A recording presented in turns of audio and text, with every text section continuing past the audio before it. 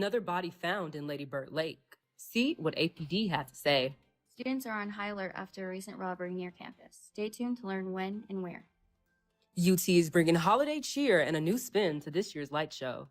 Reporting Texas starts now. Good evening, I'm Mala Freeman. And I'm Kylie Rodriguez.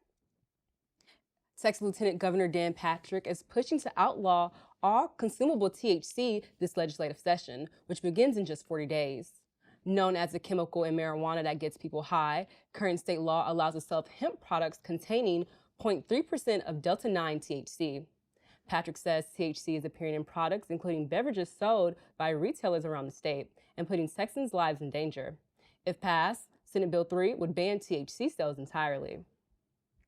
An Austin police officer has been fired after being convicted of killing a man in 2019. Christopher Taylor shot Marius Del Silva while on duty and has been sentenced to jail for 2 years. Taylor is the first officer in Travis County to be convicted for such a case and the first to face a sentence. Taylor's defense attorney has appealed the ruling, and it's uncertain how long this process will take.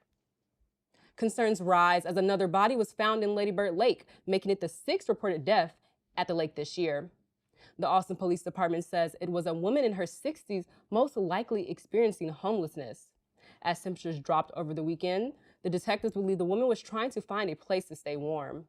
Police continue to investigate the incident, but do not suspect any foul play. The U.S. House of Representatives are welcoming 4 new members from Texas.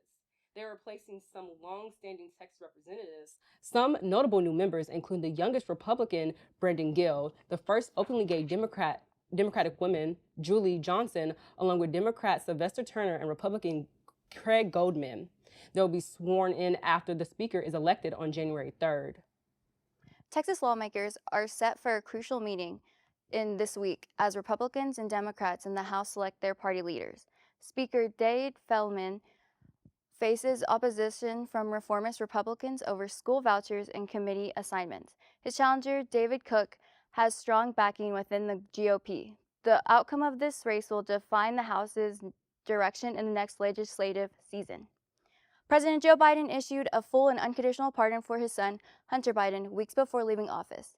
The pardon takes away years of legal troubles, including federal convictions for tax evasion and illegally buying a gun. Biden defends the decision, calling the charges politically motivated. Critics, including President-elect Donald Trump, have said that the action is a miscarriage of justice. Senate Democrats are working fast to get all of President Biden's judicial nominees confirmed. The upper chamber voted in favor of 3 more judges on Tuesday, including Judge Sparkle Sue Cannon to serve as the federal district court judge in Washington, D.C. If the president pushes through its final nominees, he will have appointed over 200 judges, roughly the same number as President Trump in his first term. Donald Trump has announced his first day plans and preparations for his return to the White House. According to a Truth Social post on Monday, his first executive order will be to raise tariffs on Canada and Mexico to 25% and include a 10% tax increase on China. He says the move comes in retaliation to the neighboring countries' open border problems and drug trafficking. Leaders from all 3 nations responded, assuring civil cooperation will occur between their administrations. City Council member from Central Texas arrived to the White House on Tuesday to continue their fight for water. Lago Vista, a small town outside of Austin, is expected to double in size over the next decade. But Councilman Shane Swoom says the city's water infrastructure will need major updates to handle the population boom. Swoom hopes his conversation with the Office of Intergovernmental Affairs can secure the funds needed for improvement of fresh and wastewater services. Austin parks are in a tough spot after a 2023 state law drastically reduced the fees developers pay when building new projects. These fees have been a major funding source used to create and maintain green spaces across the city. Councilmember Allison Alter says the loss has slowed park improvements. City Council is now searching for new funding options with a plan expected by May. Travis County just got $1.6 million to fight the opioid crisis. The money will fund a new program helping inmates transition from jail to recovery with treatments and support. Advocates say it could save lives since overdoses are the leading cause of accidental death here. For me, because if it would have been available when I was out there, I believe not only I would have saved a lot of years, a lot of my friends would still be here. A lot of my family members would still be here and not either incarcerated or overdose. The Bureau of Justice Assistance provided the funding. And as Travis County tackles addiction and overdose prevention, Texas lawmakers also made a push to legalize fentanyl test strips. Reporting Texas TV's Kashmir Khwaja is live in the studio to tell us more. Texas lawmakers are back at it, pushing to decriminalize fentanyl test strips after the efforts stalled last session. These simple strips can detect fentanyl, a deadly drug often mixed into others, giving users a chance to avoid it, potentially saving their lives. Last year, nearly 2,000 Texans died from fentanyl overdoses, with many victims in their 20s and 30s. Representative James Tallarico is leading the change with House Bill 253, which would make these strips legal in Texas. I'm hopeful that we have the support this time around in the state Senate to pass this bill. This is a bipartisan, broadly supported measure that can save lives in Texas. And we've got to do everything we can to get this through the state House, through the state Senate, and passed by the governor. Some lawmakers blocked the bill last session, worried the strips might encourage drug use, a concern many experts say isn't true. Supporters argue the strips are about saving lives, not promoting drug use. If the bill passes, the strips could be available through public health programs and pharmacies. Live in the studio, Kashmir Khwaja, reporting Texas TV. Runoff elections begin in Central Texas this week as residents cast their ballots for Austin City Council District 7. Voters will choose between former Austin City Attorney Mike Siegel and Texas President of the NAACP, Gary Bledsoe. The candidates say they're focusing on housing affordability, public safety, and public transportation. Constituent Chris LeBlanc says that there are several problems to address as he makes his final decisions. Over the last 10 years, we've had multiple issues here. The homeless issue exploded, trying to redo the zoning, and then again, infrastructure, traffic and streets. So staying on top of that and knowing who's running and where they stand is important so that you can have a say. Early voting continues until December 10th with Election Day on the 14th. Some UT students could soon experience a significant shift in tuition costs. Discover how this new initiative could help reduce your expenses. The Board of Education could be bringing Christianity to classrooms. We'll tell you how.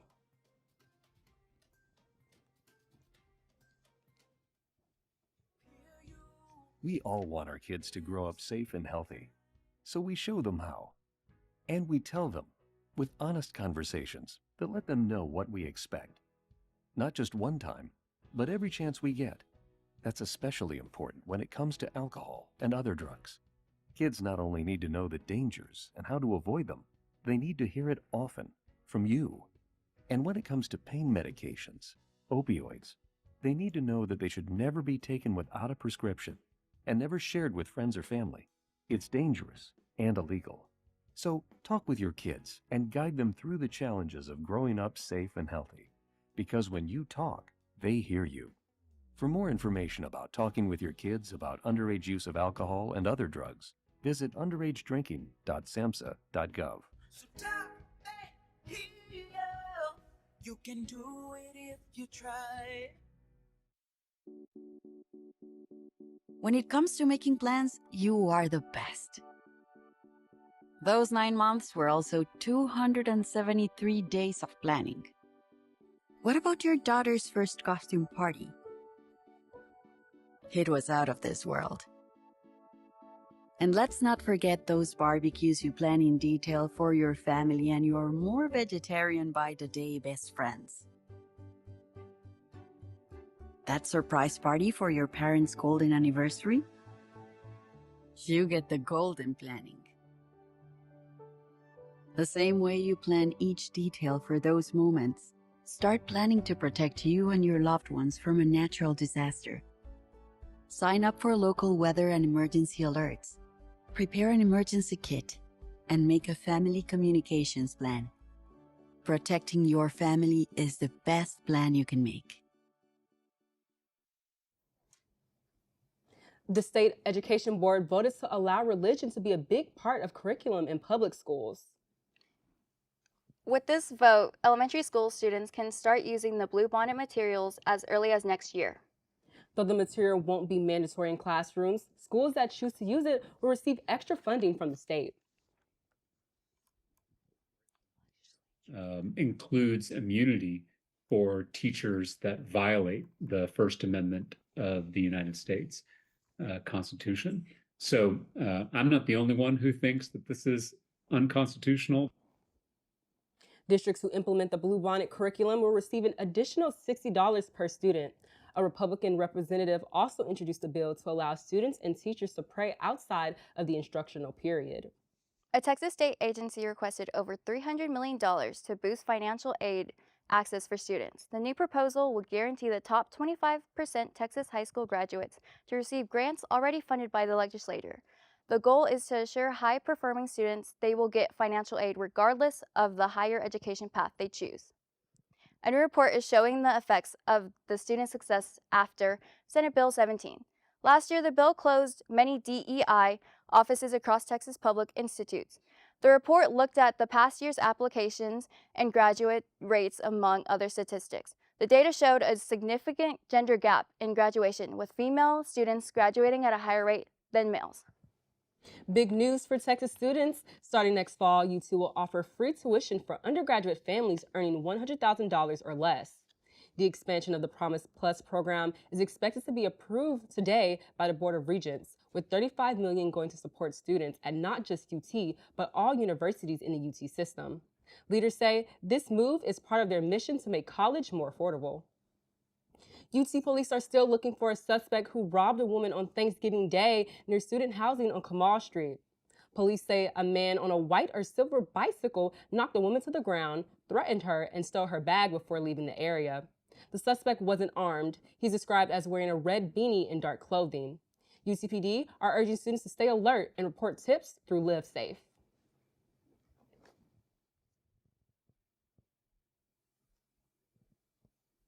A rivalry reborn wasn't the only storyline in Saturday's game. It had major postseason implications too.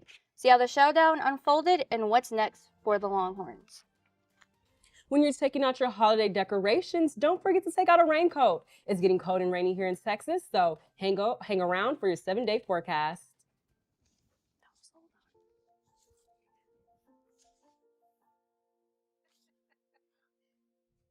Do you want to go grab some frozen yogurt tonight? Maybe another time. Thanks, though. Hey, Charles, how do you like your burger? Ooh, well done, I hope. I love this tree.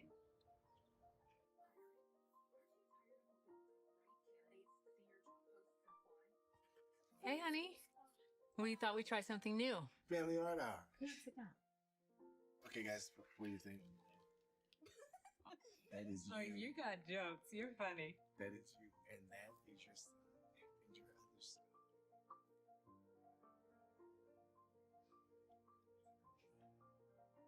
Learn about adopting a teen from foster care. You can't imagine the reward. Visit adoptuskids.org.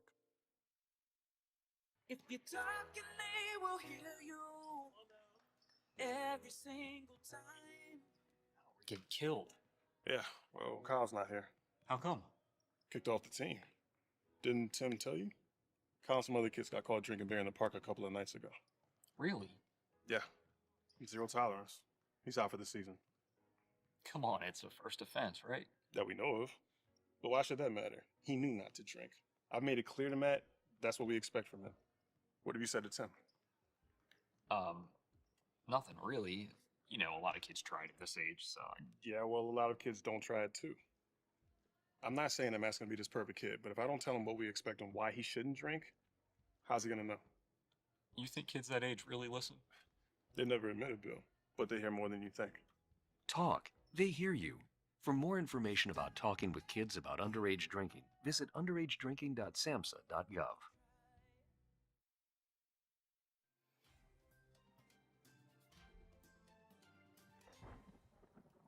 Well, guys, it finally feels like fall is here in Texas, and it's already December. I'm so glad I can finally wear my sweaters and sweatshirts. Here to tell us more about what the winter weather is looking like is Gracie Kirschner. Hey guys, the most wonderful time of the year is finally here, and it's time to bring out the puffer, like I did, because for people in Texas, 60 degrees feels like we're in the Arctic. But I guess I don't really need this in here. The weather outside has been quite frightful, with dark and dreary skies, the coldest temps we've seen all semester, and lots of rain. Students on campus were ready to go with their umbrellas in hand and their hoodies on. Today, we've seen another day full of gray and cloudy skies, a low of 48 degrees and a high of 62. Make sure to bundle up as we head into nighttime because temperatures are expected to drop to those chilly lows. There's also a 10 to 20% chance the rain might be back as the evening approaches. And it's not looking any better for tomorrow. In fact, it's looking worse. It'll be even colder and even rainier. The high is 53 degrees and the low will be 42 with a 40% chance of rain in the afternoon. Seems like a good day to cozy up and watch a Christmas movie, one of my personal favorite winter activities. And if you're watching the SEC Championship from Austin, you'll probably be doing it inside. We're seeing highs of just 50 and a low of 41. But not only that, there's a 70% chance of rain on both Saturday and Sunday, with a high of 60 degrees and a low of 45 on Sunday. So don't make any outdoor weekend plans. We know the sun won't come out tomorrow, but it finally will on Monday.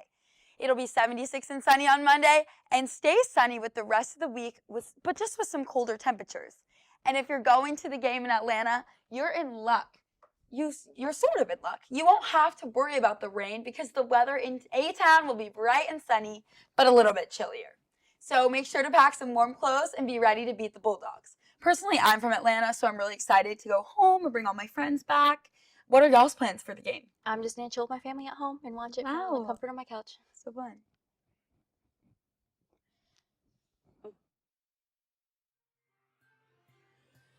Basketball team has made a strong start. Get the latest on their season in sports. And Texas volleyball is making way for the dramatic comeback win and hosting rights for the NCAA championship. CrossFit got nothing on it. Huh? Sorry. Let me tell you. Jump and fan. Put your legs up in the air. Fan, fan, fan, fan, fan. Try to keep your balance. So extreme. And yourself. We're bonding a little here. Once we start going into our extreme mode, get your arm steps in, people. You're just going to burn so many calories. Yeah, do you feel burned? This was a terrible idea. You just can't even measure it. It's just going to go off the charts. It's an interesting form of exercise. Being one with the wind, which is the goal of this class at the end of the day. That doesn't make any sense to me. I don't get that at all. Fanning. You're going to work with the wind to get you worked out. It's kind of weird. I don't know any other way to describe it. It's the best feeling in the world, guys. You don't have to go to this extreme to be a wind fan. Anyone can be a wind fan with Austin Energy. Choose 100% green choice Texas Wind Energy today. There's just something special about this place. It feels like home. A living room under the sky and trees.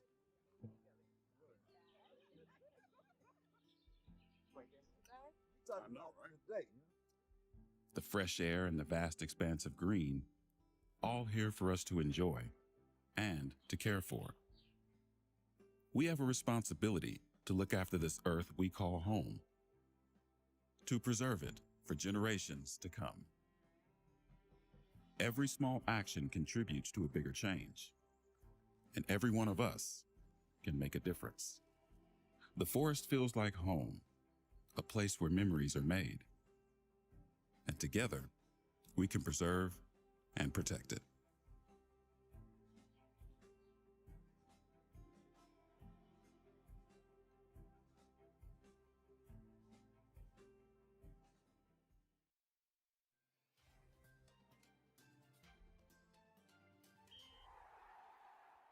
Welcome, I'm Tori Garcia and I am back with your weekly sports update. It was a historic week for Texas football, so why not start there? Texas A&M fans waited 13 years to avenge the Texas Longhorns on the gridiron. But unfortunately for the Aggies, its playoff hopes came to a close on Saturday night at Kyle Field. Texas bumped up to number 2 in the AP polls after its 17-7 victory over the Aggies. That clinched them a spot in the SEC title game against Georgia this upcoming Saturday. High risk means high reward, right? On a 4th and 2 snap from the Texas A&M 15-yard line to the end zone, head coach Steve Sarkisian brought in none other than backup quarterback Arch Manning to get the job done. And he delivered. Manning put up the first points on the board with a rushing touchdown in the first quarter. The Longhorns entered halftime winning 17-0 and never let go of their lead for the remainder of the game. UT football is not the only Texas team hoping to secure a title this season. Texas volleyball was selected as a host for the first and second rounds at Gregory Gym in the 2024 NCAA Volleyball Championship. Number 14 Texas volleyball put together a 5-set rally to take down Ole Miss on Saturday. The Longhorns trailed 13-7 in the 5th and final set before competing in the epic rally comeback to secure their 18th win of the season. Head coach Jarrett Elliott credits his players' grit and grind for their success all year long. Over a period of time, and I think our numbers are getting better. The things that we've been working on, our team has been putting in the work, and we're really getting some good balance on the core. The Longhorns will do their best to extend their playing time as the Horns will take on Texas A&M Corpus Christi tonight at 6:30 to begin the first round of the NCAA tournament. However, the win on Saturday was bittersweet as it marked senior day for the Longhorn athletes. Kayla Akana, Soa Franklin, Reagan Rutherford, Madison Skinner, and Jenna Wennis played in their final regular season home game this past weekend and were recognized with leis and bouquets. But while one season is coming to a close, another is just getting started. Texas men's basketball ran past Delaware State on Saturday night at the Moody Center with a 90-68 win. Freshman Trey Johnson recorded a team-high 21 points to help lead the Horns to their 6th consecutive victory. Texas has posted at least 89 points in each of their first 4 home contests this season and nearly took down NC State 63-59 last night. All right, let's talk about SEC game day predictions. Experts are saying that the Longhorns will beat Georgia, but only by a field goal. But either way, it doesn't matter. Both teams are projected to be in the college football playoffs, but whoever wins will get a first-round bye. How about them Longhorns? Let's go.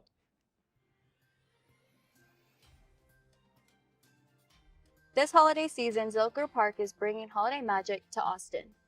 And find out how UT's 2nd annual light show has made some cool and festive upgrades from last year. On the passenger side of my truck, literally as I was tossing that debris into the back of my truck, my truck hit me, and it took me a few seconds to realize what had happened, but I was on my back on the side of the road on the shoulder, and I look up and see the guardrail on my right. So I'm thinking, am I supposed to be here? I look over to my left, and that's the back of my truck. We had families at home also, and we like to go home to them every day, just like how you go home to them every day. Just to be aware of your surroundings when you're driving. You never know what's going to be in front of you, what other people might be doing around you, just to make it a safer place for everyone.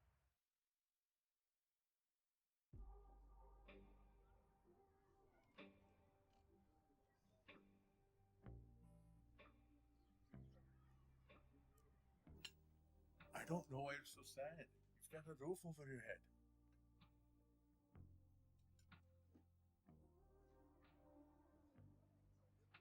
Bro, you gotta stop with that depression stuff. That's a white people thing.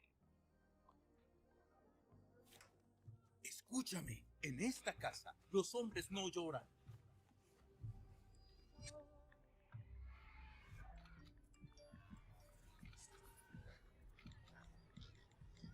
You alright? It just feels like it's coming from everywhere. Do you want to talk about it? Thanks for hearing me out, bro. Appreciate it. You can talk to me if you're feeling sad. Whenever you need to talk, I'm here, okay?